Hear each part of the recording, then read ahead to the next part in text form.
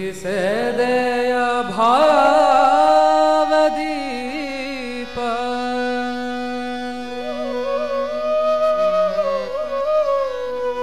ಕಿತ್ತು ಎಸೆಯಲಿಲ್ಲ ಪಾಪ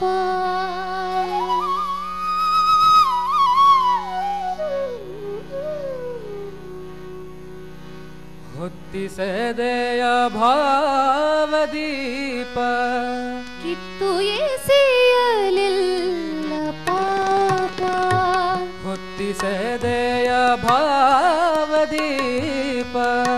ಕಿತ್ತು ಎಸೆಯಲಿಲ್ಲ ಪಾಪ ಚಿತ್ತದಲ್ಲಿ ಚಿತ್ರಗೊಳಲಿ ಚಿನ್ಮಯ ಚಿತ್ರೂಪ ಚಿತ್ತದಲ್ಲಿ ಚಿತ್ರಗೊಳಲಿ ಚಿನ್ಮಯ ಚಿತ್ರೂಪ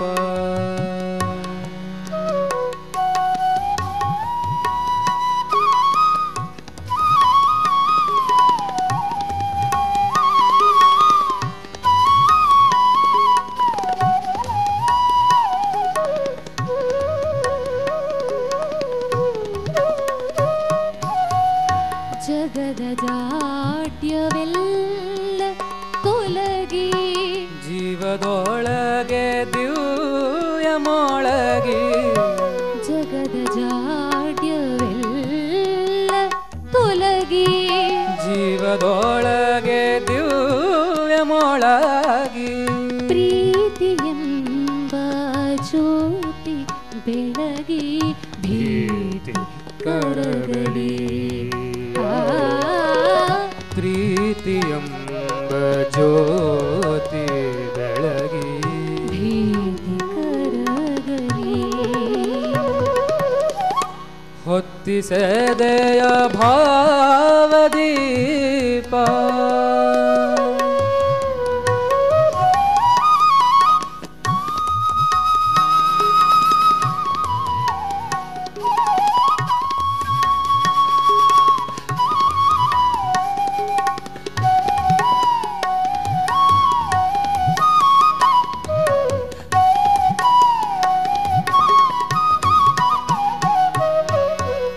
ಬೆಳಗು ಅವನೊಳಗನು ತೆರೆದು ತೋರಲಿ ಆ ಬೆಳಗು ಅವನೊಳಗನು ತೆರೆದು ತೋರಲಿ ನಿನ್ನೊಳಗಿನ ನಿನ್ನ ನರೆದು ಶೂನ್ಯಗೊಳಿಸಲಿ ನಿನ್ನೊಳಗಿನ ನಿನ್ನ ನರೆದು ಶೂನ್ಯಗೊಳಿಸಲಿ ನಿನ್ನೊಳಗೆ ತನ್ನ ನೆರೆದು ಪೂರ್ಣಗೊಳಿಸಲಿ ನಿನ್ನ ನೊಳಗೆ ತನ್ನ ನೆರೆದು ಪೂರ್ಣಗೊಳಿಸಲಿ ಪರಿಪೂರ್ಣಗೊಳಿಸಲಿ ಭರವಸೆಯು ಬಾಡದಿರಲಿ ನಂಬುಗೆ ಬಗೆ ತುಂಬಲಿ ಭರವಸೆಯು ಬಾಡದಿರಲಿ ನಂಬುಗೆ ಬಗೆ ತುಂಬಲಿ ಕವಲೊಡೆಯದ ಹಾದಿಯಲ್ಲಿ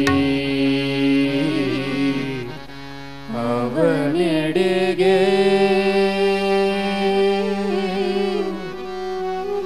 ಅವನೆಡೆಗೆ ಅವನೆಡೆಗೆ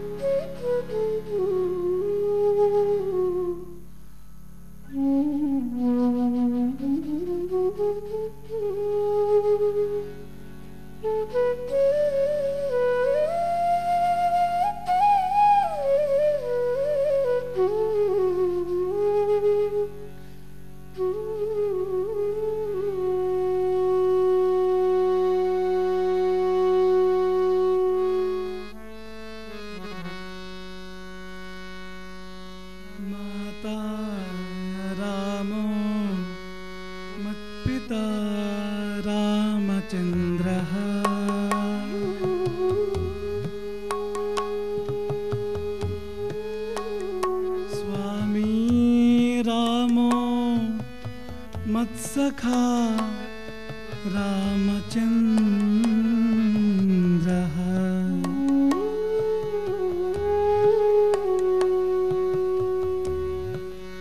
सर्वस्वं मे रामचन्द्रो दयालुः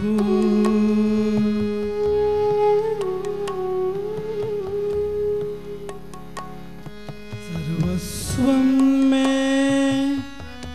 रामचन्द्रो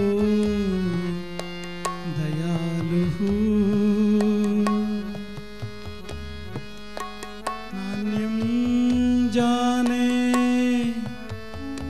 नैव जाने न जाने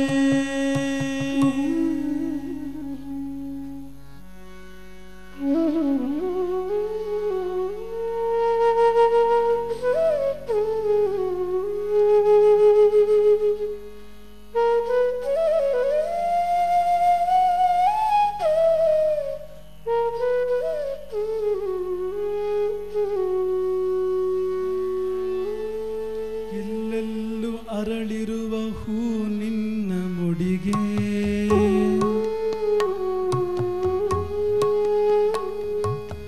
ಎಲ್ಲೆಡೆಯು ಹರಿವ ಜಲ ಗುರುವೆ ನಿನ್ನಡಿಗೆ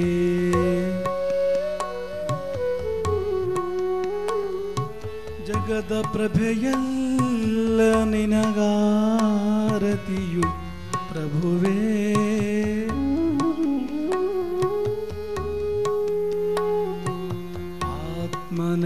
ಆತ್ಮನೈವೇದ್ಯವಿದ ಸ್ವೀಕರಿಸು ಗುರುವೇ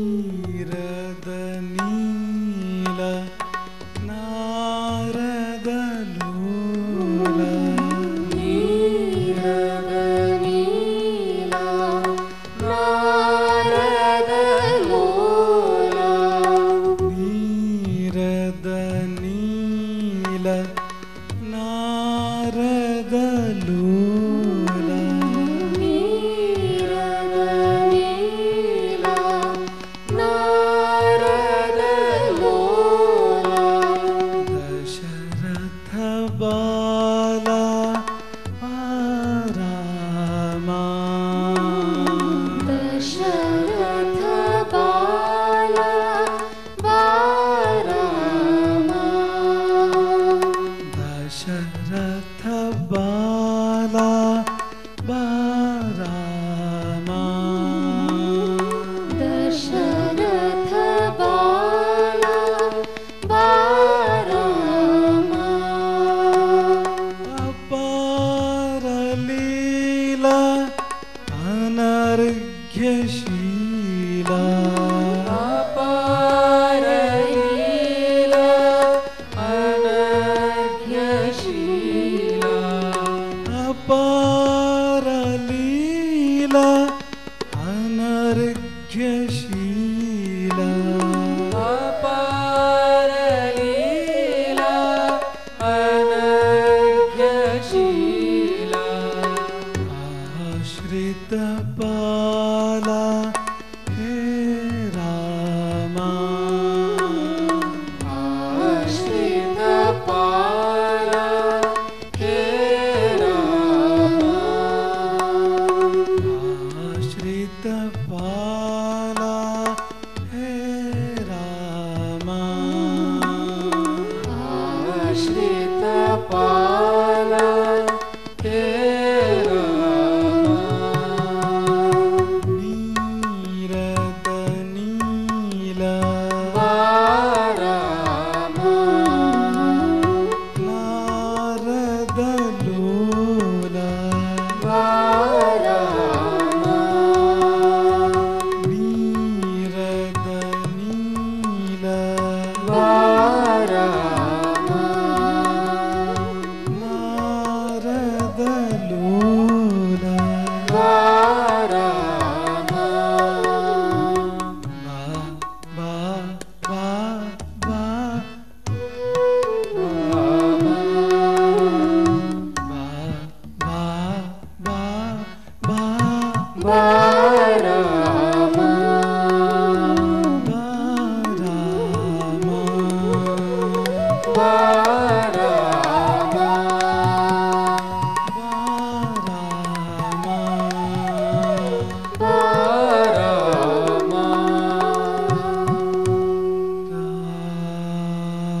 ರಾಮ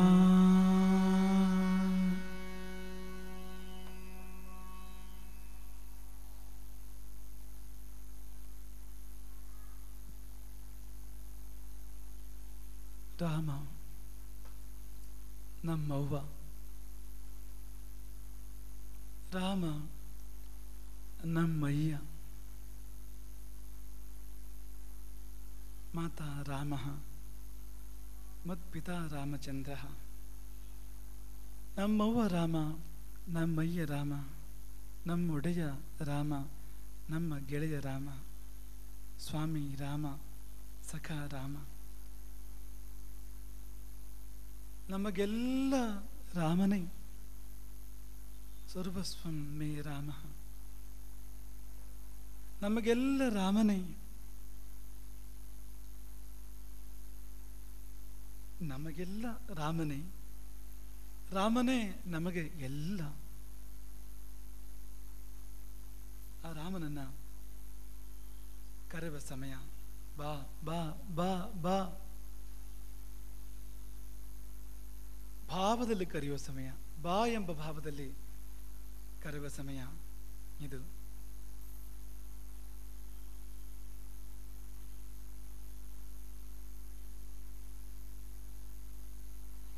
ರಾಮ ಇದ್ದಾನೆ ಇಲ್ಲಿದ್ದಾನೆ ಅಲ್ಲಿದ್ದಾನೆ ಎಲ್ಲೆಲ್ಲೂ ಇದ್ದಾನೆ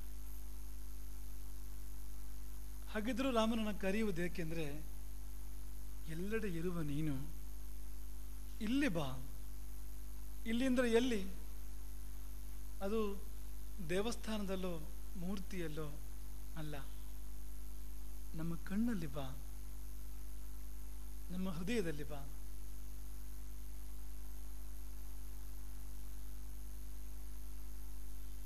ಹಾಗೆ ಕರೆದರೆ ಬರುವ ರಾಮ ಬಂದೇ ಬರುವ ಒಂದಲ್ಲ ಒಂದು ದಿನ ಅಲ್ಲ ಇಂದಿನ ದಿನವೇ ಬರುವ ಈಗಲೇ ಬರುವ. ಆದರೆ ಬಂದರೇನು? ರಾಮ ಬಂದರೆ ನಾವೇನು ಮಾಡ್ತೇವೆ?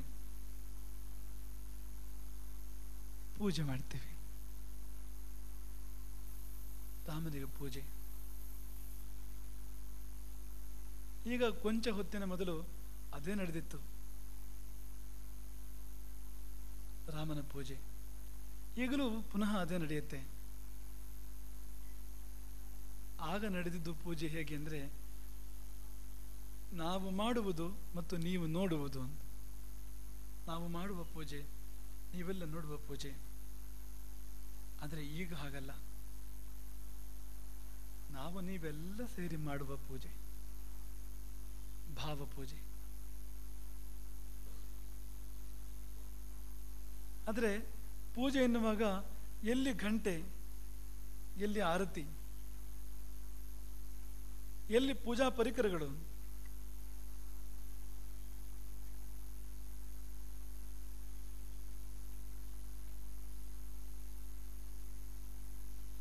ಅದು ಯಾವುದೂ ಇಲ್ಲ. ಆದರೂ ಕೂಡ ಪೂಜೆ ನಡೆಯುತ್ತೆ. ಉಪಕರಣಗಳಿಲ್ಲದ ಪೂಜೆ, ಅಂತಃಕರಣದಿಂದಲೇ ಸಲ್ಲುವ ಪೂಜೆ, ಭಾವದಿಂದಲೇ ಸಲ್ಲುವ ಪೂಜೆ. ರಾಮನಿಗೆ ಬೇಕಾದದ್ದು ಅದುವೇ, ಭಾವವೇ ಅವನಿಗೆ ಬೇಕಾದದ್ದು. ಇದೆಲ್ಲ ಇದ್ದರೆ ಒಳ್ಳೆಯದು. ಗಂಟೆ, ಆರತಿ, ಹೂವು, ಗಂಧ, ಅಕ್ಷತೆಗಳಿದ್ದರೆ ಒಳ್ಳೆಯದು. ಒಮ್ಮೊಮ್ಮೆ ಅನ್ನಿಸ್ತದೆ ಇಲ್ಲದಿದ್ದರೆ ಇನ್ನೂ ಒಳ್ಳೆಯದು ಅಂತ. ಯಾಕೆಂದರೆ ಈ ಗಂಟೆ, ತಟ್ಟೆ, ಆರತಿಗಳಲ್ಲಿ ಕೆಲವೊಮ್ಮೆ ಭಾವ ಕಳೆದು ಹೋಗುವುದಿದೆ. ಅದೇ ಕಳೆದು ಹೋದ ಮೇಲೆ ಇನ್ನೇನಿದ್ದೇನು? ಮುಖ್ಯವಾಗಿ ಬೇಕಾದದ್ದು, ಮೊದಲು ಬೇಕಾದದ್ದು, ಮತ್ತೆಲ್ಲ ಮತ್ತೆ ಅವನ ಭಾವ ಅದೇ ಭಗವಂತನದ್ದು. ಅವನ ಭಾವ ಏನು? ಭಾವಕ ಭೂಖಾ ಹೂ ಮೈ, ಅದು ಅವನ ಭಾವ. ನೀನು ಏನೆಲ್ಲ ಕೊಡ್ತಾ ಇದ್ದೀಯಲ್ಲ ನನಗೆ, ಆದರೆ ನನಗಿವೆಲ್ಲ ಬೇಡ. ನನಗೆ ಬೇಕಾದದ್ದು ನಿನ್ನ ಭಾವ. ಭಾವಕ ಭೂಖಾ ಹೂ ಮೈ. ನಾನು ಹಸಿದಿದ್ದೇನೆ, ದೇವರು ಹೇಳ್ತಾನೆ. ನನಗೆ ಹಸಿವಿದೆ, ಆದರೆ ಆ ಹಸಿವು ಭಾವದ್ದು. ಬಸ್ ಭಾವ ಹಿ ಏಕ ಸಾರ ಹೇ. ಭಾವ ಒಂದೇ ಸಾರ. ನಾವು ಮಾಡುವ ಇಷ್ಟೆಲ್ಲ ವಿಸ್ತಾರದ ಪೂಜೆಯಲ್ಲಿ ಸಾರ ಏನು ಅಂದರೆ, ನಮಗೆ ಯಾವ ಭಾವ ಇತ್ತೋ ಭಗವಂತನನ್ನು ಕುರಿತು ಅದುವೇ ಸಾರ. ಭಾವಸೆ ಮಜುಕೋ ಭಜೆ. ಭಾವದಿಂದ ಭಜಿಸಿ ನನ್ನನ್ನು. ಉಸ್ಕಾತು ಬೇಡ ಪಾರಹೆ. ನಿಮಗೆ ಹಾಗೆ ಮಾಡಲಿಕ್ಕೆ ಬಂದರೆ ಉಸ್ಕಾತು ಬೇಡ ಪಾರಹೆ. ಭಾವಸಾಗರವನ್ನು ದಾಟಿದರೆ ನೀವು. ನನಗೆ ಬೇರೇನೂ ಬೇಡ. ಅನ್ನ ಧನ ಅವರು ವಸ್ತ್ರ ಭೂಷಣ ಕುಚನ ಮುಜುಕೋ ಚಾಯಿಯೇ. ಅನ್ನ ಬೇಡ, ವಸ್ತ್ರ ಬೇಡ, ಧನ ಬೇಡ, ಭೂಷಣ ಬೇಡ, ಯಾವುವು ನನಗೆ ಬೇಡ. ಆಪ ಹಿ ಹೋ ಜಾಯ ಮೇರಾ ಪೂರ್ಣ ಯಹ ಸತ್ಕಾರ ಹೇ. ನಿಮ್ಮಿಂದೇನೂ ಬೇಡ, ಆದರೆ ನೀವೇ ನನ್ನವರಾಗಿ. ನೀವೇನೂ ಕೊಡಬೇಡಿ, ನಿಮ್ಮನ್ನೇ ಕೊಡಿ. ಅಂದರೆ ಭಾವವನ್ನು ಕೊಡಿ. ಭಾವವನ್ನು ಕೊಟ್ಟರೆ ಜೀವವನ್ನೇ ಕೊಟ್ಟಂತೆ ಮತ್ತು ನಿಮ್ಮನ್ನೇ ಕೊಟ್ಟಂತೆ. ಅದು ನಿಜವಾದ ಪೂಜೆ. ಭಾವ ಬಿನು ಸಬು ಕುಚ್ ಬಿದೆ ತೋ ಮೈ ಉಸೆ ಲೇತಾ ನಹಿ. ಭಾವ ಬಿಟ್ಟು ನೀವೇನು ಕೊಟ್ಟರೂ ಮೈ ಉಸೆ ಲೇತಾ ನಹಿ. ನಾನು ಅದನ್ನು ಸ್ವೀಕರಿಸೋದಿಲ್ಲ, ನಾನು ಅದನ್ನು ಪರಿಗ್ರಹಿಸೋದಿಲ್ಲ. ಭಾವಸೆ ಏಕ ಫೂಲ್ ಬಿದೆ ತೋ ಮುಜೆ ಸ್ವೀಕಾರ ಹೇ. ಒಂದು ಹೂವು ಕೊಡಿ, ಒಂದು ಹಣ್ಣು ಕೊಡಿ, ನೀರು ಕೊಡಿ, ಪತ್ರಂ ಪುಷ್ಪಂ ಫಲಂ ತೋಯಂ, ಇದೇನಾದರೂ ಕೊಡಿ. ಯೋಮಿ ಭಕ್ತ್ಯಾ ಪ್ರೇಚ್ಛತಿ. ಆದರೆ ಭಾವದಿಂದ ಕೊಡಿ. ತದಹಂ ಭಕ್ತ್ಯುಪಹೃತಂ ಅಶ್ನಾಮಿ. ಹಾಗೆ ಭಾವದಿಂದ ಕೊಟ್ಟಿದ್ದನ್ನು, ಭಕ್ತಿಯಿಂದ ಕೊಟ್ಟಿದ್ದನ್ನು ಅಶ್ನಾಮಿ, ನಾನು ಸ್ವೀಕರಿಸುವೆ. ಭಾವಸೆ ಸೋನಿ ಪುಕಾರೆ ಮೈ ಕಭಿ ಸುನತಾ ನಹಿ. ಭಾವಶೂನ್ಯವಾದ ಯಾವ ಕರೆಯನ್ನು ಕೂಡ ನಾನು ಕೇಳಿಸ್ಕೊಳ್ಳೋದಿಲ್ಲ, ನನ್ನ ಕಿವಿಗದು ಬೀಳೋದಿಲ್ಲ. ನೀವು ಎಷ್ಟು ಜೋರಾಗಿ ಬೇಕಾದರೆ ಒದರಿ, ನನಗದು ಕೇಳೋದು. ಆದರೆ ಭಾವಪೂರಿತ ಟೇರ್ ಹಿ ಕರತಿ ಮುझे ಲಾಚಾರ ಹೇ. ಭಾವದಿಂದ ನೀವು ಕ್ಷೀಣ ಸ್ವರದಲ್ಲಿ, ಅತ್ಯಂತ ಕ್ಷೀಣ ಸ್ವರದಲ್ಲಿ, ಬೇಡ ಮನಹೀಮನ್, ಮನದೊಳಗೆ ನೀವು ನನ್ನನ್ನು ಕರೆದರೂ ಕೂಡ ನನಗದು ಕೇಳುತ್ತೆ. ಮಾತ್ರ ಅಲ್ಲ, ನಾನು ಅಸಹಾಯಕನಾಗಿ ನಿಮ್ಮ ಸಹಾಯಕನಾಗಿ ನಿಮ್ಮೊಡನೆ ಬರ್ತೇನೆ. ನಾನು ಯಾರಿಗೆ ನನ್ನೊಡನೆ ಭಾವ ಬಂಧ ಇದೆಯೋ ಅವರಿಗೂ ನನಗೂ ಭಾವತಂತು ಒಂದೇ ಬಂದಾಗಿ, ಅಲ್ಲಿ ಮಿಡಿದರೆ ಇಲ್ಲಿ ಮಿಡಿತಾ, ಇಲ್ಲಿ ಮಿಡಿದರೆ ಅಲ್ಲಿ ಮಿಡಿತಾ. ಉನ್ಕೆ ಅರಿವು ಮೇರೆ ಹೃದಯ ಕಾ ಏಕ ರಹತಾ ತಾರಹೆ, ನನ್ನ ಅವರ ಹೃದಯದ ತಂತು ಒಂದೇ, ಭಾವತಂತು ಅದು. ಹಾಗಾಗಿ ನಿಮ್ಮ ಮನದಲ್ಲೇ ಮಿಡಿದರೆ ಸಾಕು, ನನಗದು ತಲುಪ್ತದೆ. ಭಾವ ಜಿಸ ಜನಮೇ ನಹಿ ಉಸುಕಿ ಮುಜೆ ಚಿಂತಾ ನಹಿ, ಯಾರಲ್ಲಿ ಭಾವ ಇಲ್ಲವೋ ಅವರ ಗೊಡವೆ ನನಗಿಲ್ಲ. ಅವರು ಏನಾದರೂ ಆಗಿ ಹೋಗಲಿ, ನನಗದು ಸಂಬಂಧವೇ ಇಲ್ಲ. ಭಾವವಾಲೆ ಭಕ್ತಕ ಭರಪೂರ ಮುಜುಪರ ಭಾರ ಹೇ. ಆದರೆ ಯಾರಿಗಾದ್ರೂ ಭಾವ ಇದ್ದರೆ ಅವನೆಲ್ಲ ಭಾರ ನನ್ನ ಮೇಲೆ, ಅವನ ಭಾರವನ್ನು ನಾನು ಹೊರತೇನೆ. ಹಾಗಾಗಿ ನನ್ನನ್ನು ಕಟ್ಟಿ, ಭಾವದ ಬಳ್ಳಿಯಲ್ಲಿ ನನ್ನನ್ನು ಕಟ್ಟಿ. ಹಾಗೆ ಕಟ್ಟಿದರೆ ನಿಮಗಾಗಿ ನಾನು ಬರುವೆ, ಭುವಿಗೆ ಇಳಿದು ಬರುವೆ, ಮತ್ತೆ ಮತ್ತೆ ಬರುವೆ. ಹೋತಾ ಮೇರೆ ಅವತಾರ ಹೇ, इसलिए ही ಭೂಮಿ ಪರ ಹೋತಾ ಮೇರೆ ಅವತಾರ ಹೇ. ಹಾಗಾಗಿ ಅತ್ಯಂತ ಮುಖ್ಯವಾದದ್ದು ಭಾವ. ಲಂಕೆ ಯುದ್ಧ ಮುಗಿದ ಮೇಲೆ ವಿಭೀಷಣ ಒಂದು ಅಪೇಕ್ಷೆ ವ್ಯಕ್ತಪಡಿಸ್ತಾನೆ ರಾಮನಲ್ಲಿ.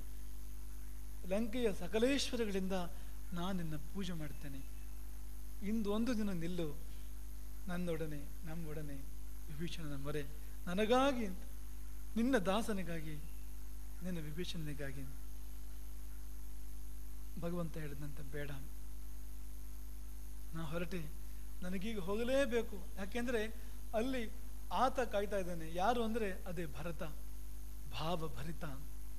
ಭರತನ ಭಾವ ನನ್ನನ್ನು ಕಾಯ್ತಾ ಇದೆ. ಹಾಗಾಗಿ ಇಲ್ಲಿಯ ಅಷ್ಟೈಶ್ವರ್ಯಗಳು ನನ್ನನ್ನು ಹಿಡಿದು ನಿಲ್ಲಿಸಲಾರವು. ಯಾಕೆಂದ್ರೆ ದೂರದ ಅಯೋಧ್ಯೆಯ ನಂದಿಗ್ರಾಮದ ಭರತನ ಭಾವ ನನ್ನನ್ನು ಸೆಳೀತಾ ಇದೆ. ಅವನಿಗೆ ಅದು ಬೇಕು, ಭಗವಂತನಿಗೆ ಭಾವ ಬೇಕು. ಹಾಗಾಗಿ ನಾವೆಲ್ಲ ಸೇರಿ ಭಾವದಿಂದಲೇ ಭಗವಂತನನ್ನು ಪೂಜಿಸೋಣ. ಯಾವ ಪೂಜೆಗಾದರೂ ಭಾವ ಬೇಕು, ಅದಿಲ್ಲದಿದ್ದರೆ ಅದು ಪೂಜೆ ಇಲ್ಲ. ಯಾವ ಪೂಜೆಗಾದರೂ ಭಾವ ಬೇಕು. ಏನಿಲ್ಲದಿದ್ರೂ ಭಾವ ಒಂದೇ ಇದ್ದರೂ ಕೂಡ ನಾವು ಭಗವಂತನನ್ನು ಪೂಜೆ ಮಾಡ್ಬೋದು, ಪೂರ್ಣ ಅರ್ಥದಲ್ಲಿ ಪೂಜೆ ಮಾಡ್ಬೋದು, ಪೂರ್ಣವಾಗಿ ಪೂಜೆ ಮಾಡ್ಬೋದು. ಯಾಕೆಂದರೆ ಆ ಪೂಜೆ ಭಾವಪೂರ್ಣ ಪೂಜೆ. ಹಾಗಾಗಿ ಭಾವಪೂರ್ಣವಾಗಿ ಪೂಜಿಸೋಣ. ಭಾವಪೂರ್ಣವಾಗಿ ಪೂಜಿಸಬೇಕು ಅಂದರೆ ಭಾವಪೂರ್ಣತೆ ಬರಬೇಕು ನಮ್ಮಲ್ಲಿ. ಅಂದರೆ ಭಾವ ನಮ್ಮಲ್ಲಿ ತುಂಬಬೇಕು. ತುಂಬಿಸುವ ಪ್ರಯತ್ನ, ತುಂಬಿಸುವ ಕಾರ್ಯ ಇದೀಗ ಆರಂಭ. ಇದೇ ಹಿಂದಿಯ ಉತ್ತಮೋತ್ತಮವಾಗಿರ್ತಕ್ಕಂಥ ನಿಜವಾದ ಅರ್ಥದ ಭಾವಗೀತದ ಕನ್ನಡದ ಅವತರಣಕ್ಕೆ ಭಾವಾನುವಾದ. ಅದು ನಿಜವಾದ ಅರ್ಥದ ಭಾವಾನುವಾದ, ಶಬ್ದಾನುವಾದವಲ್ಲ, ಅದು ಭಾವಾನುವಾದ. ಹಾಗಾಗಿ ಹಿಂದಿಯ ಭಾವವನ್ನು ಕನ್ನಡಕ್ಕೆ ತರುವ ಭಾವ ಗಜಾನನ ಶರ್ಮರದ್ದು. ಆ ಭಾವವನ್ನು ಗೀತಕ್ಕೆ ತರುವ ಭಾವ, ರಾಗಕ್ಕೆ ತರುವ ಭಾವ ಕುಬರಿ ದೀಪಿಕೆ ಇದ್ದು ನಾವೆಲ್ಲ ಸೇರಿ ಹಾಡೋಣ. ಸ್ವರ ಆಕೆ ಇದ್ದು ಭಾವ ನಮ್ಮೆಲ್ಲರದ್ದು. ತೆರೆದು ಹೃದಯದ ಕದವನ್ನು ತೆರೆದು ನಾವೆಲ್ಲ ಕೇಳ್ತಾ ಕೇಳ್ತಾ ಮನಹೀಮನ್, ಮನದ ಅಂತರಾಳದಲ್ಲಿ ನಾವೆಲ್ಲ ಹಾಡೋಣ. ಅದು ಗೀತದ ಮೂಲಕ ಭಾವ ಪೂಜೆ.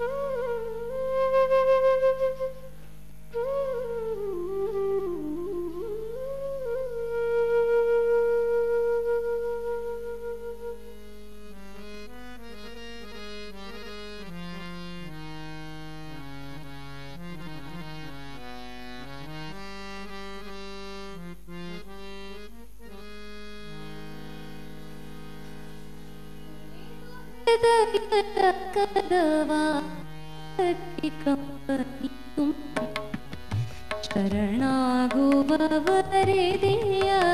ಭಾವಗಳಿಗೆ ತೆರೆದು ಹೃದಯದ ಕದವಾ ಕರಗಿ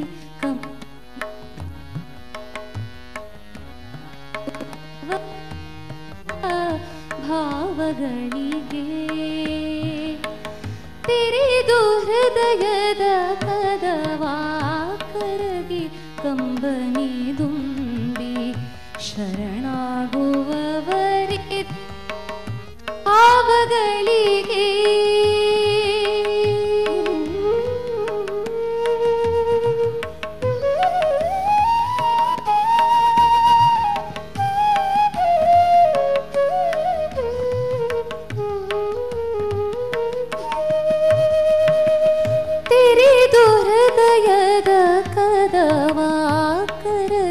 ಕಂಬನಿ ತುಂಬಿ ಶರಣಾಗುವವರೆದೆಯ ಭಾವಗಳಿಗೆ ಸೆರೆಯಾಗಿ ಪುರಿಯುವೆನೋ ಒಲಿದು ವಾತ್ಸಲ್ಯದಲ್ಲಿ ಸತತ ಸದ್ಭಾವನೆಯ ಹಸಿವು ಎನಗೆ ಸೆರೆಯಾಗಿ ಪುರಿಯುವೆನೋ ಒಲಿದು ವಾತ್ಸಲ್ಯದಲ್ಲಿ ಸತತ ಸದ್ಭಾವನೆಯ ಹಸಿವು ಎನಗೆ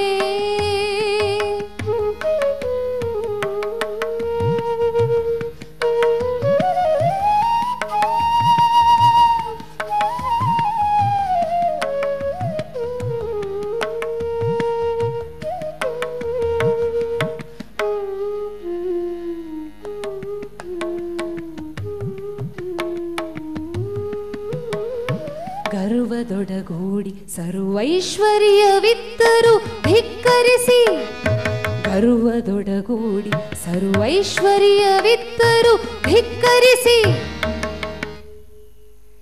ನಿರ್ಮಲ ನಿವೇದನೆಗೆ ಒಲಿವೆ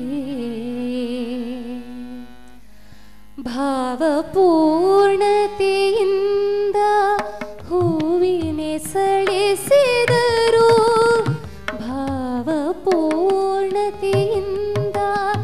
ಹೂವಿನೆ ಸಳಿಸಿದರು ಆತ್ಮನೈವೇದ್ಯದೋಲು ಸ್ವೀಕರಿಸುವೆ ಆತ್ಮನೈವೇದ್ಯದೋಲು ಸ್ವೀಕರಿಸುವೆ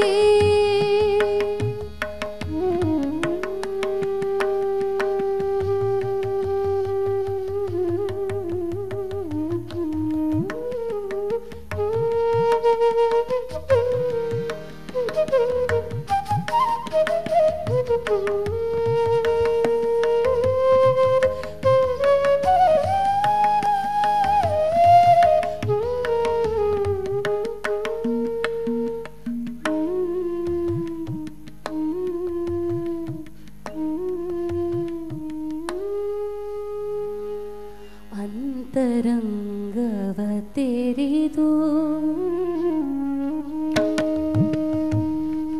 ಕಣ್ಮುಚ್ಚಿ ಮನ ಬಿಚ್ಚಿ ಅಂತರಂಗವ ತೆರೆದು ಕಣ್ಮುಚ್ಚಿ ಮನ ಬಿಚ್ಚಿ ಭಕ್ತಿ ಭಾವದಿ ಹಾಡಿ ನಾಲ್ಕು ಸಾಲು ಭಕ್ತಿ ಭಾವದಿ ಹಾಡಿ ಭಕ್ತಿ ಭಾವದಿ ಹಾಡಿ ಭಕ್ತಿ ಭಾವದಿ ಹಾಡಿ ಭಕ್ತಿ ಭಾವದಿ ಹಾಡಿ ನಾಲ್ಕೇ ಸಾಲು ನಿನಿದು ದನಿ ಹನಿಯಲ್ಲಿ ತೇಲುವೆನು ಮುಳುಗುವೆನು ಭಕ್ತ ಭಾವು ಕರೆದೋರು ಎನಗೆ ಸೋಲು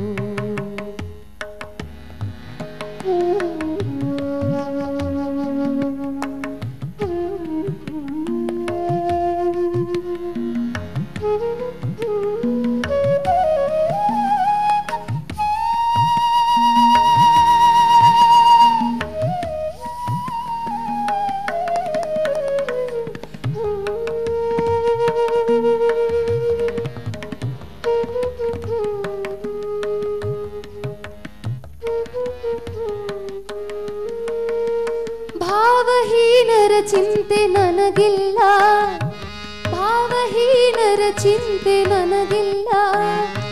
ಭಾವನಾದೀನನ ಭಾವುಕರ ನೆರಳೊಲಿರುವೆ. ಭಾವಹೀನರ ಚಿಂತೆ ನನಗಿಲ್ಲ, ಭಾವನಾದೀನನ ಭಾವುಕರ ನೆರಳೊಲಿರುವೆ. ಆರ್ತ ಭಾವದ ಕರೆಗೆ ಮೂರ್ತ ರೂಪವ ತಳೆದು, ಆರ್ತ ಭಾವದ ಕರೆಗೆ ಮೂರ್ತ ರೂಪವ ತಳೆದು ಪ್ರೀತಿಗೊಲಿಯಲು ಮತ್ತೆ ಮತ್ತೆ ಬರುವೆ. ಆರ್ತ ಭಾವದ ಕರೆಗೆ ಮೂರ್ತ ರೂಪವ ತಳೆದು ಪ್ರೀತಿಗೊಲಿಯಲು ಮತ್ತೆ ಮತ್ತೆ ಬರುವೆ. ಪ್ರೀತಿಗೊಲಿಯಲು ಮತ್ತೆ ಮತ್ತೆ ಬರುವೆ, ಮತ್ತೆ ಬರುವೆ, ಮತ್ತೆ ಮತ್ತೆ ಬರುವೆ. ಪ್ರೀತಿಗೊಲಿಯಲು ಮತ್ತೆ ಮತ್ತೆ ಬರುವೆ, ಪ್ರೀತಿಗೊಲಿಯಲು ಮತ್ತೆ ಮತ್ತೆ ಬರುವೆ. ಪ್ರೀತಿಗೊಲಿಯಲು ಮತ್ತೆ ಮತ್ತೆ ಬರುವೆ, ಪ್ರೀತಿಗೊಲಿಯಲು ಮತ್ತೆ ಮತ್ತೆ ಬರುವೆ. ಮತ್ತೆ ಬರುವೆ, ಮತ್ತೆ ಮತ್ತೆ ಬರುವೆ, ಮತ್ತೆ ಬರುವೆ, ಮತ್ತೆ ಮತ್ತೆ ಬರುವೆ, ಮತ್ತೆ ಬರುವೆ, ಮತ್ತೆ ಬರುವೆ. ಈಶ್ವರನ ವಾಣಿ ಅದು. ಮತ್ತೆ ಮತ್ತೆ ಬರುವೆ. ಆದರೆ ಹಾಗೆ ಬರಲಿಕ್ಕೆ ನನಗೆ ಕರೆ ಬೇಕು. ಆ ಕರೆ ಭಾವದ ಕರೆಯಾಗಿರಬೇಕು, ಆರ್ತ ಭಾವದ ಕರೆಯಾಗಿರಬೇಕು. ಆರ್ತ ಭಾವದ ಕರೆಯಾದರೆ ಮೂರ್ತ ರೂಪವನ್ನು ತಾಳಿ ನಾನು ಮತ್ತೆ ಮತ್ತೆ ಬರ್ತೇನೆ. ವೈಕುಂಠ ದೂರವಲ್ಲ, ಕೈಲಾಸ ದೂರವಲ್ಲ, ಭಾವದ ಕರೆಯೇ ಮತ್ತೆ. ಹಾಗಾಗಿಯೇ ಭಗವಂತ ದೂರದ ಅಯೋಧ್ಯೆಯ ನಂದಿಗ್ರಾಮದ ಭರತನ ಕರೆಗೆ ವಶವಾಗಿ ಅಲ್ಲೇ ಕಣ್ಣೆದುರೇ ಇರತಕ್ಕಂಥ ವಿಭೀಷಣನ ಕರೆಯನ್ನ ಮನ್ನಿಸಲಿಲ್ಲ. ಕನಕ ಲಂಕಾಧೀಶ್ವರ ರತ್ನ ಸಿಂಹಾಸನದಲ್ಲಿ ವಿರಾಜಿಸ್ತಕ್ಕಂಥ ಮುಕುಟ ಮಂಡಿತ ಪ್ರಭು ವಿಭೀಷಣ, ಆತ ರಾಮನ ಚರಣಕ್ಕೆ ಹಣ ಹೆಚ್ಚಿ ಬೇಡಿದ್ರು ಕೂಡ ಇಂದೊಂದು ರಾತ್ರಿ ನೀನಿಲ್ಲು, ಇಲ್ಲಿಯೇ ನಿಲ್ಲು, ನಿನ್ನನ್ನು ಎಲ್ಲ ಬಗೆಯಿಂದ ಪೂಜಿಸ್ತೇನೆ ಎಂದರೆ ಆತನಿಗೆ ನಿಲ್ಲಲಿಕ್ಕೆ ಸಾಧ್ಯ ಆಗಲಿಲ್ಲ. ಆತ ಧಾವಿಸ್ತಾನೆ, ಪುಷ್ಪಕ ವಿಮಾನವನ್ನು ಏರಿ ಹಾರಿ ಅಯೋಧ್ಯೆಯನ್ನು ಸೇರ್ತಾನೆ, ನಂದಿಗ್ರಾಮವನ್ನು ಸೇರ್ತಾನೆ. ಯಾಕೆಂದರೆ ಆತನಿಗೆ ಭರತನ ಭಾವ ಬೇಕು, ಭರತನ ಭಾವ ಬೇಕು ಆತನಿಗೆ. ಹೀಗೆ ನಾವು ಕೇಳ್ತೇವೆ, ಕೃಷ್ಣನನ್ನು ಮೆಚ್ಚಿಸಲಿಕ್ಕೆ ದುರ್ಯೋಧನನು ಪ್ರಯತ್ನ ಪಟ್ಟ ಮತ್ತು ಧರ್ಮರಾಜನು ಕೂಡ ಪ್ರಯತ್ನ ಪಟ್ಟ.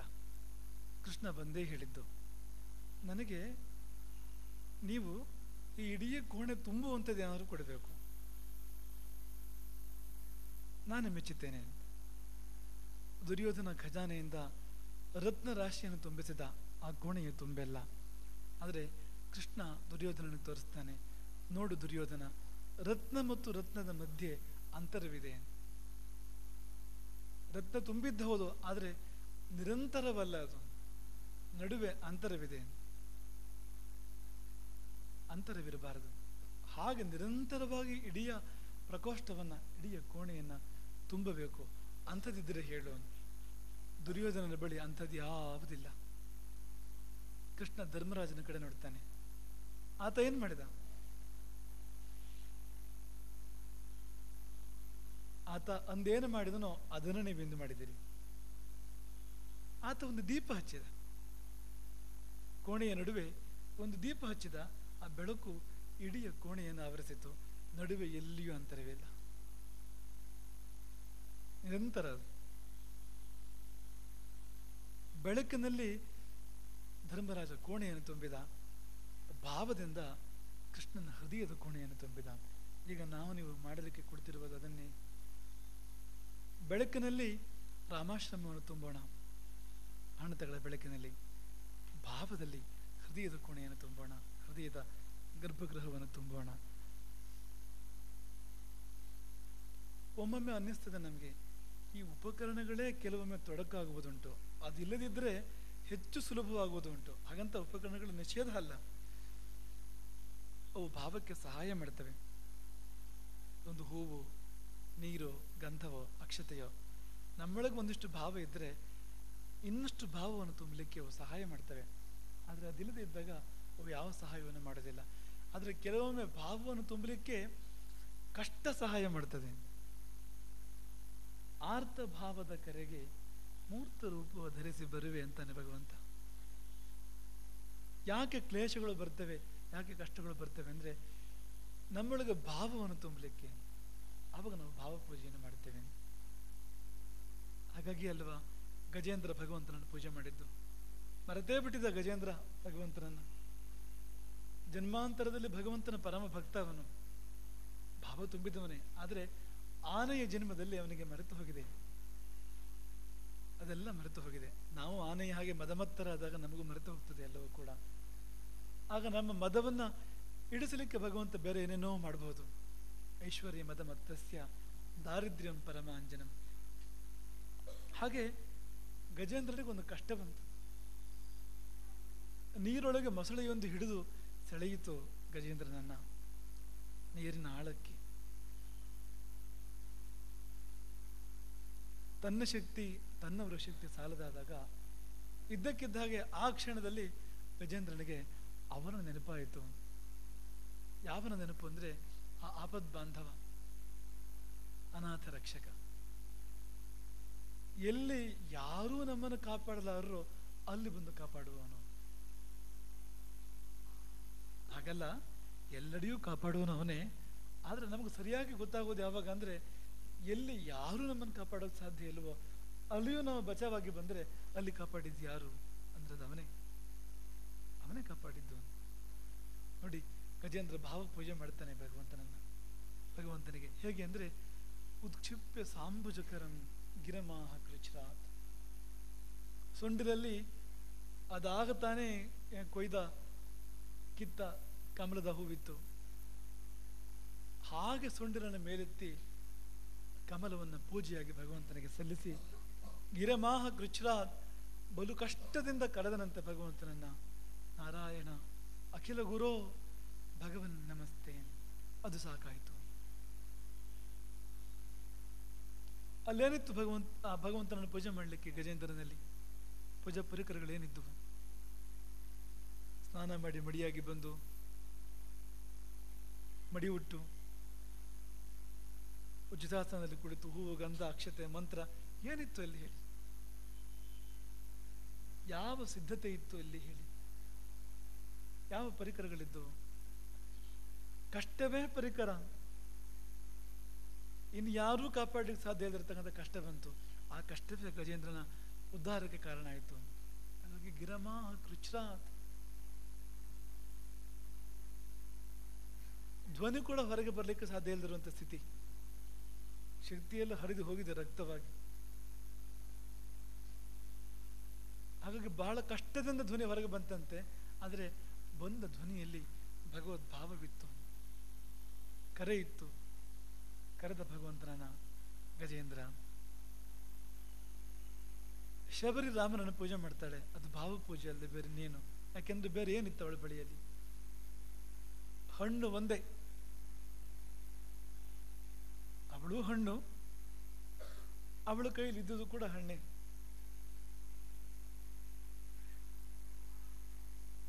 ಹಣ್ಣು ಮುದುಕಿ, ಹಣ್ಣಾದವಳು. ನಾವೆಲ್ಲ ಹಣ್ಣಾಗಬೇಕು ಬದುಕಿನಲ್ಲಿ. ಕಾಯಿ ನಾವೆಲ್ಲ. ಆಗ ನಾವು ಕಾಯಿ ಆದಾಗ ಕಾಯಿ ಅಂತ ಭಗವಂತರನ್ನ ನಾವು ಪ್ರಾರ್ಥನೆ ಮಾಡ್ತಾನೆ ಇರ್ಬೇಕಾಗ್ತದೆ ಯಾವಾಗಲೂ. ಅಂತ ಸ್ಥಿತಿ ನಮ್ಮದೀಗ. ಹಣ್ಣಾಗಬೇಕು. ಎಲ್ಲ ಅರ್ಥದಲ್ಲಿ ಹಣ್ಣಾದವಳು. ಅವಳು ರಾಮನಿಗೆ ಕೊಟ್ಟ ಹಣ್ಣು ಎಂಜಲಾಗಿತ್ತು. ಆದರೆ ಶಬರಿ ಎಂಬ ಹಣ್ಣು ಎಂಜಲಲ್ಲ. ಅವಳು ಹಣ್ಣೆ, ಆದರೆ ಆ ಹಣ್ಣು ಎಂಜಲು ಹಣ್ಣಲ್ಲ. ಯಾಕೆಂದ್ರೆ ಅವಳು ತನ್ನನ್ನು ತಾನು ಬೇರೆ ಯಾರಿಗೂ ಸಮರ್ಪಣೆ ಮಾಡಿರಲಿಲ್ಲ. ಅವಳು ರಾಮನಿಗೆ ಮೀಸಲು, ರಾಮನಿಗಾಗಿ ಸಮರ್ಪಣೆ, ಸರ್ವಾರ್ಪಣೆ ಅವಳು. ಹಾಗಾಗಿ ಎಂಜಲಲ್ಲದ ಹಣ್ಣು ಅವಳು ಶಬರಿ, ಮತ್ತು ಅವಳ ಎಂಜಲು. ಹಾಗಾಗಿ ಇದು ಎಂಜಲಲ್ಲದು. ರಾಮನಿಗೆ ಕೊಟ್ಟಳು. ಒಂದು ಹೂವಿಂದ ಒಲಿದು ಬಂದ ಭಗವಂತ ಗಜೇಂದ್ರನ ಪ್ರಕರಣದಲ್ಲಿ ಒಂದಿಷ್ಟು ಹಣ್ಣುಗಳಿಂದ ಒಲಿದು ಬಂದ ಶಬರಿಗೆ, ಅದು ಕೂಡ ಹಣ್ಣುಗಳಿಂದ ಅಲ್ಲ. ರಾಮನಿಗೇನು ಹಣ್ಣು ದುರ್ಲಭವ ಕಾಡಿನಲ್ಲಿ, ಲಕ್ಷ್ಮಣ ಇದ್ದಾನೆ ಪಕ್ಕದಲ್ಲಿ. ರಾಮ ಯಾವ ಹಣ್ಣು ಬಯಸಿದ್ರು ಕೂಡ ಕ್ಷಣ ಮಾತ್ರದಲ್ಲಿ ಒಂದು ಮರದಿಂದ ಹಣ್ಣು ಕೊಯ್ಕೊಂಡು ಬಂದು, ಅಲ್ಲದಿದ್ದರೆ ಮರವನ್ನೇ ಕೊಯ್ಕೊಂಡು ಬಂದು ರಾಮನಿಗೆ ಬೇಕಾದನ್ನು ಸಮರ್ಪಣೆ ಮಾಡ್ತಕ್ಕಂಥ ಲಕ್ಷ್ಮಣ ಪಕ್ಕದಲ್ಲಿದ್ದಾಗ ಯಾವ ಹಣ್ಣು ಕೂಡ ದುರ್ಲಭ ಅಲ್ಲ ರಾಮನಿಗೆ. ಆದರೂ ಶಬರಿ ಕೊಟ್ಟ ಹಣ್ಣು ಬಲು ರುಚಿ, ಹಣ್ಣು ಬಲು ರುಚಿ ಇತ್ತು. ಯಾಕೆಂದರೆ ಭಕ್ತಿ ರಸ ತುಂಬಿತ್ತು ಅದರಲ್ಲಿ, ಭಾವರಸ ತುಂಬಿತ್ತು ಅದರಲ್ಲಿ. ಹಾಗಾಗಿ ಭಾವ ಪೂಜೆ ಆಯ್ತದು. ರಾಮ ಸ್ವೀಕಾರ ಮಾಡಿದ. ಆಯಿತು, ಗಜೇಂದ್ರನಲ್ಲಿ ಹೂವಿತ್ತು, ಶಬರಿಯಲ್ಲಿ ಹಣ್ಣಿತ್ತು. ಆದರೆ ದ್ರೌಪದಿಯಲ್ಲಿ ಏನಿತ್ತು? ತುಂಬಿದ ಸಭೆಯಲ್ಲಿ ವಸ್ತ್ರಾಪಹರಣ ಆಗುವಾಗ ಅಲ್ಲೊಂದು ಭಾವಪೂಜೆ ನಡೆಯಿತು. ದ್ರೌಪದಿಯಿಂದ ಕೃಷ್ಣನ ಭಾವಪೂಜೆ ನಡೆಯಿತು. ಏನಿತ್ತು ಅವಳ ಬಳಿಯಲ್ಲಿ? ಬರಿಗೈ, ಗಗನದೆಡೆ ನೀಡಿದ ಬರಿಗೈ, ಖಾಲಿ ಕೈ, ಆದರೆ ಹೃದಯ ತುಂಬಿತ್ತು ಭಾವದಿಂದ. ಅಲ್ಲೂ ಕೂಡ ಹಾಗೆ ಕಷ್ಟವೆನ್ನುವುದು ಉದ್ಬೋಧಕ, ಭಾವಕ್ಕೆ ಉದ್ಬೋಧಕ. ಭಗವಂತನನ್ನು ನಿಜವಾಗಿ ನೆನಪು ಮಾಡಿಕೊಳ್ಳುವಾಗ ಮಾಡುವಂಥದ್ದು ಕಷ್ಟ, ಆರ್ತತೆ. ದ್ರೌಪದಿಯ ಆರ್ತತೆ, ದ್ರೌಪದಿಯಲ್ಲಿ ಅಂಥ ಭಾವವನ್ನು, ಅವಳು ಕೃಷ್ಣ ಭಕ್ತೆಯೇ, ಎರಡನೇ ಮಾತಿಲ್ಲ. ಆದರೆ ಭಕ್ತಿಯ ತೀವ್ರತೆ ಅದನ್ನು ತಂದು ಕೊಡುವುದು ಕಷ್ಟ.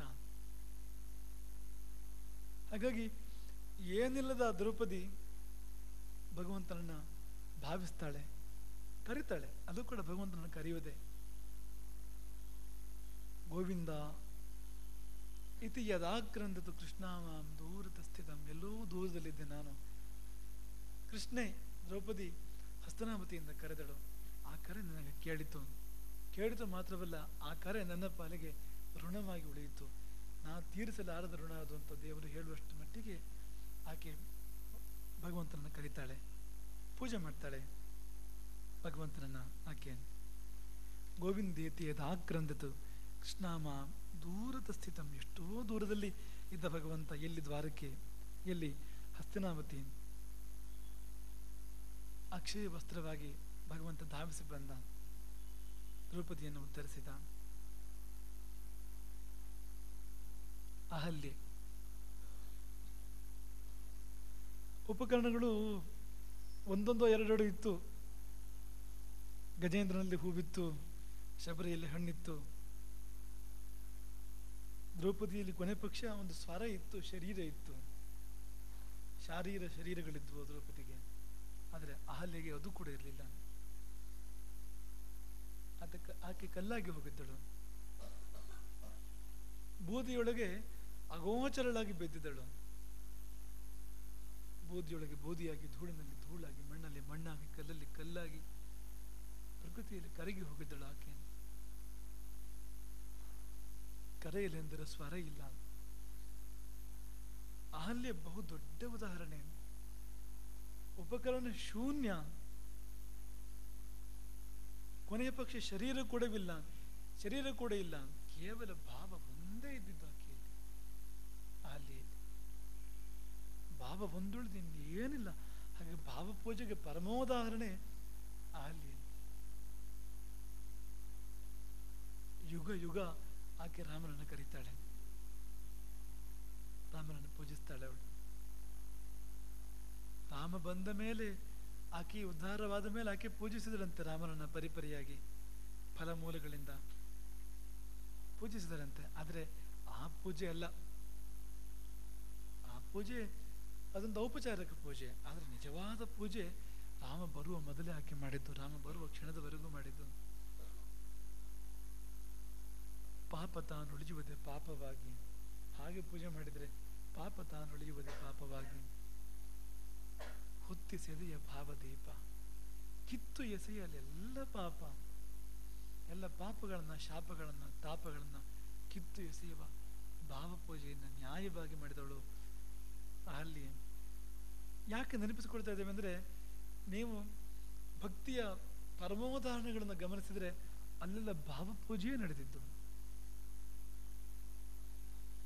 ಭಗವಂತ ಒಲಿದು ಬಂದ ಒಂದೊಂದು ಸಂಗತಿಯನ್ನು ನೀವು ಗಮನಿಸಬೇಕು, ಒಂದೊಂದು ಉದಾಹರಣೆ ಗಮನಿಸಬೇಕು. ಭಕ್ತರ ಆ ಜೀವೋತ್ಕರ್ಷದ ಸಂದರ್ಭಗಳನ್ನು ಗಮನಿಸಬೇಕು. ಅಲ್ಲೆಲ್ಲೂ ಉಪಕರಣಗಳು ಮುಖ್ಯವಾಗಲಿಲ್ಲ, ಅಲ್ಲೆಲ್ಲ ಭಾವವೇ ಮುಖ್ಯವಾಗಿದೆ, ಅಂತಃಕರಣವೇ ಮುಖ್ಯವಾಗಿದೆ. ಇನ್ನು ಜಟಾಯುವಿಗೆ ಶರೀರ ಇತ್ತು, ಆದರೆ ಅವನ ಪೂಜೆ ಎಂಥದ್ದು ಅಂದರೆ ತನ್ನ ಶರೀರವನ್ನು ರಾಮಾರ್ಪಣೆ ಮಾಡುವ ಭಾವ.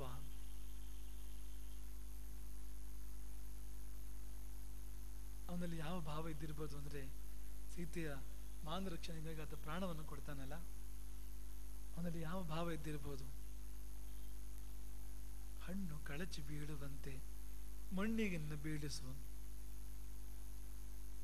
ಅವನು ಕೂಡ ಹಣ್ಣು ಜಟಾಯು, ಅವನ ಭಾವದಲ್ಲಿ ಕೂಡ ಹಣ್ಣು, ಅವನು ಪಕ್ವವಾದ ಮನಸ್ಸು ಅವನದ್ದು. ಹಾಗೆ ಶರೀರವು ಕೂಡ ಎಷ್ಟೋ ಸಹಸ್ರ ವರ್ಷಗಳ ವೃದ್ಧ ಅವನು ಜಟಾಯು. ತಿಷ್ಠತ ರಾವಣ ದ್ವಂದ್ವೇ ವೃದ್ಧೇನಾಪ ಜಟಾಯುಷ. ಸೀತೆ ಮತ್ತೆ ಮತ್ತೆ ಮತ್ತೆ ನೆನಪಿಸ್ಕೊಳ್ತಾಳೆ ಜಟಾಯುವನ್ನ.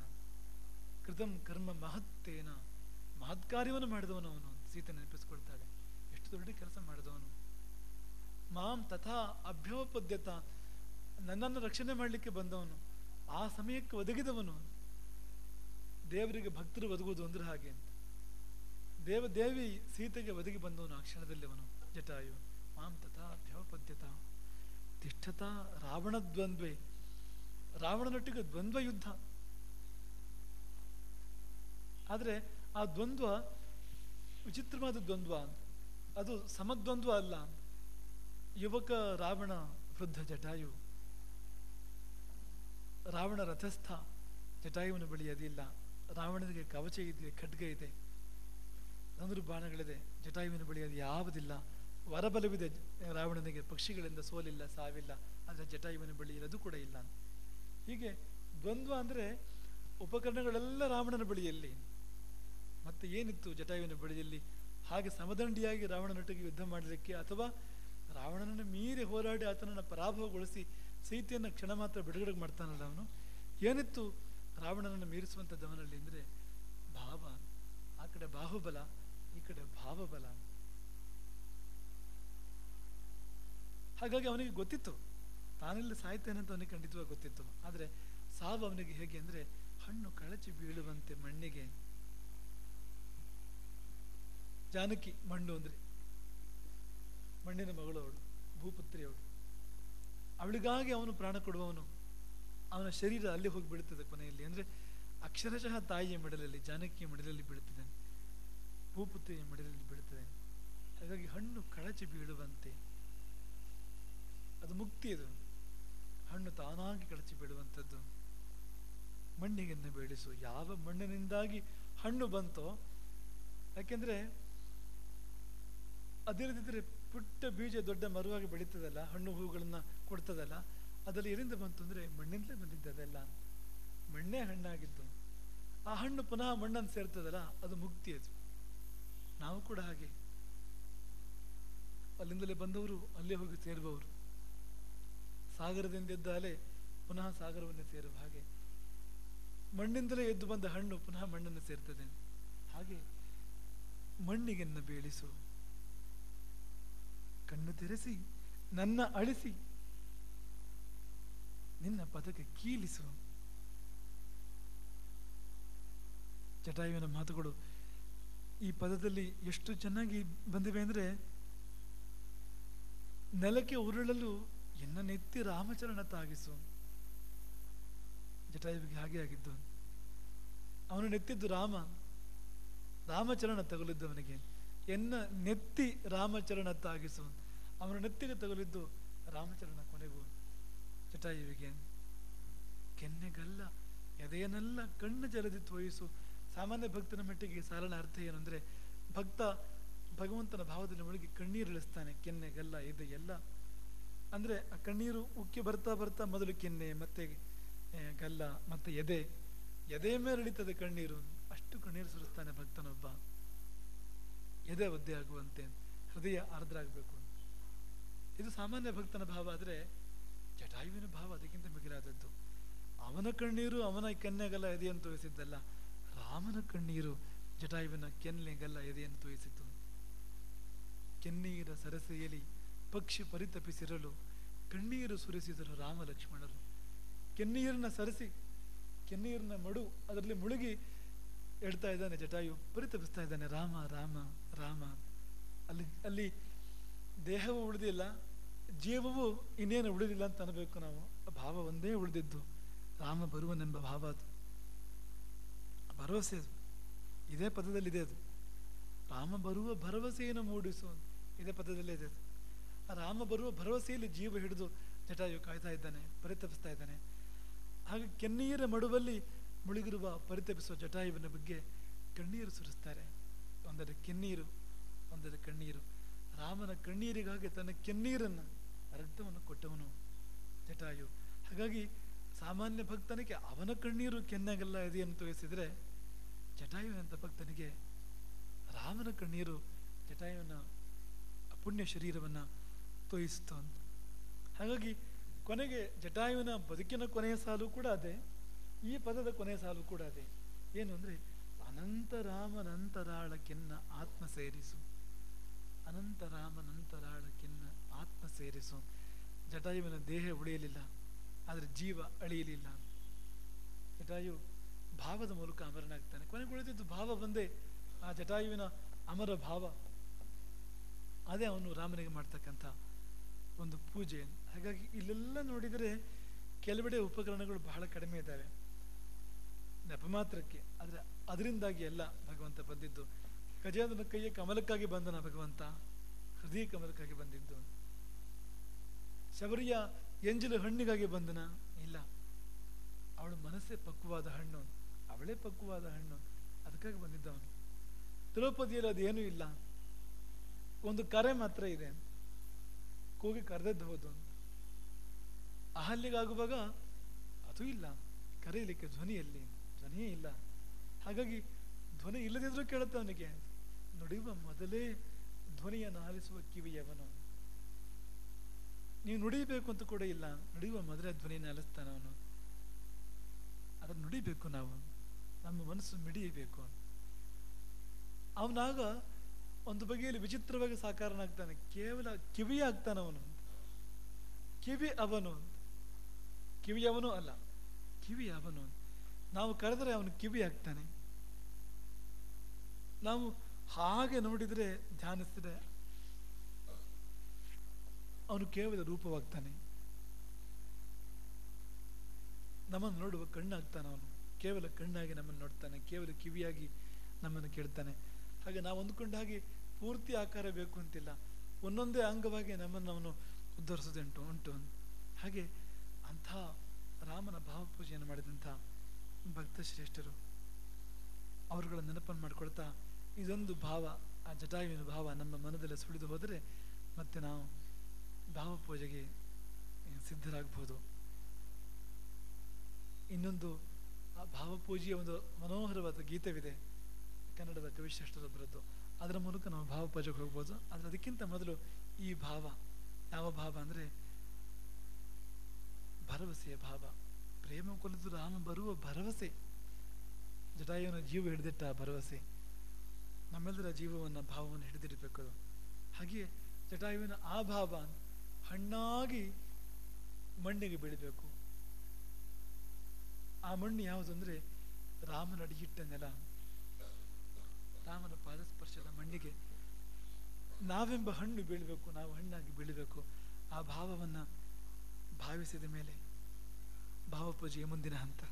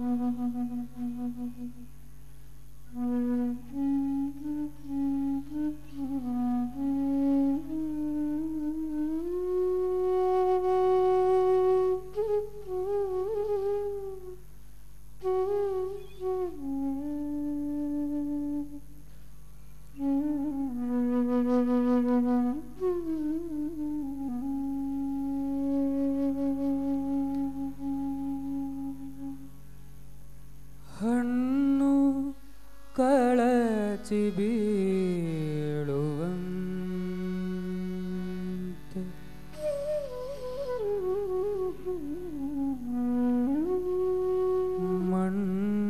ಮಣ್ಣಿಗನ್ನ ಬೀಳಿಸು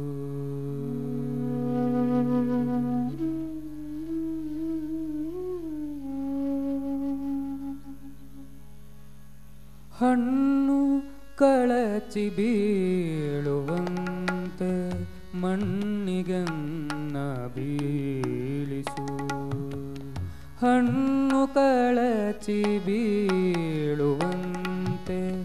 ಮಣ್ಣಿಗನ್ನ ಬೀಳಿಸು ಕಣ್ಣು ತೆರೆಸಿ ನನ್ನ ನಾಳಿಸಿ ಕಣ್ಣು ತೆರೆಸಿ ನನ್ನ ನಾಳಿಸಿ ನಿನ್ನ ಪದಕ್ಕೆ ಕೀಲಿಸು ಹೆಮ್ಮೆ ಆಳಿದ ಹೃದಯದಲ್ಲಿ ಬ್ರಹ್ಮಜ್ಯೋತಿ ಬೆಳಗಿಸೋ ಹೆಮ್ಮೆ ಆಳಿದ ಹೃದಯದಲ್ಲಿ ಬ್ರಹ್ಮಜ್ಯೋತಿ ಬೆಳಗಿಸು ಕರುಣೆಯಲ್ಲಿ ಕರಗಿಸನ್ನ ಸ್ಮರಣೆಯಲ್ಲಿ ಮುಳುಗಿಸೋ ಕರುಣೆಯಲ್ಲಿ ಕರಗಿಸನ್ನ ಸ್ಮರಣೆಯಲ್ಲಿ ಮುಳುಗಿಸೋ ಹಣ್ಣು ಕಳಚಿ ಬೀಳುವಂತೆ ಮಣ್ಣಿಗನ್ನ ಬೀಳಿಸು